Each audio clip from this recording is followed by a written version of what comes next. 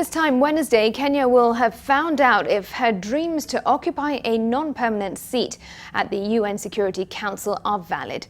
While the Ministry of Foreign Affairs is confident of a win, sure that Kenya is going into the vote in a strong position, they have been blindsided in the past.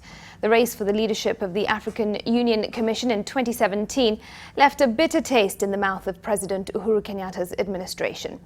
And while Kenya may have picked itself up and dusted off, only the final tally will tell whether it's all been worthwhile or all for nothing. NTV's Olive Burrows reports. Another day, another country.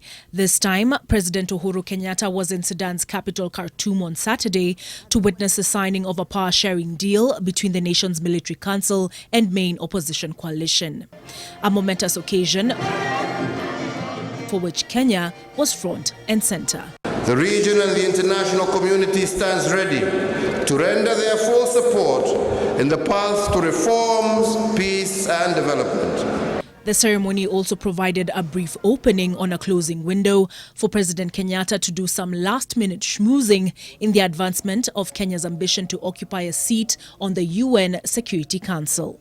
The African Union membership taking a deciding vote on Wednesday on who between Kenya and Djibouti will best advance its interests at the UN Security Council.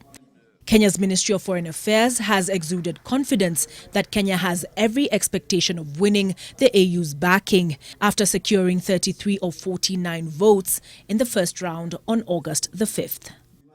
Kenya has invested heavily in its effort to secure a non-permanent seat on the council, with President Kenyatta launching an all-out charm offensive in seeking out allies. The UN General Assembly is expected to take a vote on the available seats in June of next year.